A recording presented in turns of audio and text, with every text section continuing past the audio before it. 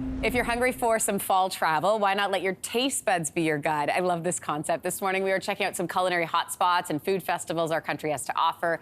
Joining us this morning, travel journalist Lauren Christie is in studio. You saw him do the walk. He's now on the couch. I kicked Anne-Marie out. I'm in. Nice to see you. Nice to see you. All right. Okay, so let's start with some pretty big news. I was just talking off camera. I was so obsessed with the Michelin Guide announcement. I love this idea, but what does this really mean for people? Well, it means that Canada's being recognized as being able to compete globally in the culinary world, which is huge for us here in Canada. We've always kind of known it, but now everybody else knows it.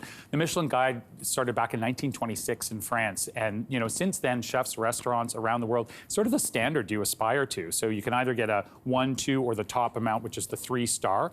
And they look at, when they look at a restaurant, they look at a number of things. They look at the quality of food, the harmony of flavors, the mastery of the cooking technique, the personality of the chef in the food, which I love, and then consistency, which we were talking about, that you don't just go once, you have to go several times. They have anonymous inspectors that go and give you either the 1, 2, or 3-star. So it's huge news. It's coming to Vancouver in October. It arrived in Toronto last week, and we had the announcements coming, and there were 13 restaurants in Toronto that got a Michelin star.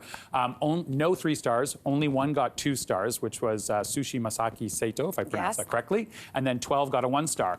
But I would also say that what's nice is they also have a thing called the Bib Gourmand, which is a level of great quality food at maybe a little bit more affordable prices. So there's 17 restaurants in Toronto for that. So it's great for people coming to the city who want to explore. Well, and more accessible too. I think they were talking about that under that $60 mark for that category too, right? Totally. Aside from hitting up a gourmet restaurant, what are some other ways to enjoy our country's culinary tourism? I know that you were just in PEI. PEC. So yeah, you're in PEC. Oh my Different gosh. acronym, Prince Edward County. So there I am. But yeah, this was just on the weekend. But PEC was perfect place to do all these other ways to appreciate culinary tourism. Wineries, vineyards, oh my gosh, that's distilleries, going to farm festivals, local farms, you name it. And the other thing that I think is really great to do is if you want to take a cooking class, it's more hands-on. It's a really great way to appreciate culinary tourism, or stay at a farm stay. And of course, one thing that Canada does really well across the country is fall food festivals. We have a ton of them. Yeah, Oktoberfest being one of them, right? Yeah, Oktoberfest is a really great one. It's more than just food, of course, but you get Kitchener-Waterloo just down the road from Toronto, and they transform their downtown into this Bavarian village, and you can have all sorts of amazing food experiences, all German themed, of course. But again, what I really like is they're changing this year. They're supporting local even more. 2 of their beer halls, their Festhallen, are all local craft breweries. So again, that's a really great way for a festival to showcase. A couple of other ones that I like, if you're looking across the country, resorts tend to be a good place for food festivals because in between the summer and the winter seasons, they put on some great stuff. So Whistler, for example, Cornucopia is all through November with all sorts of different things happening. And Banff has their Taste of Adventure happening from October 28th to November 13th.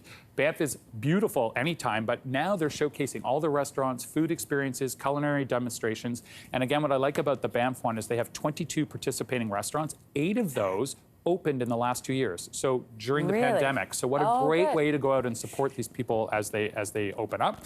And then lastly, I'll give one to the East Coast, because you can't forget about the East Coast. Fredericton, they have a new festival there that celebrates, it's called the Taste of Atlantic, and it's celebrating Indigenous culture and food, and that is November 5th and 6th at the Beaverbrook Art Gallery. So it's brand new, so give it a try out and go out and support new efforts to celebrate local food as well. Yeah, and what a great way to eat your way across the country. I mean, it doesn't get much better than that.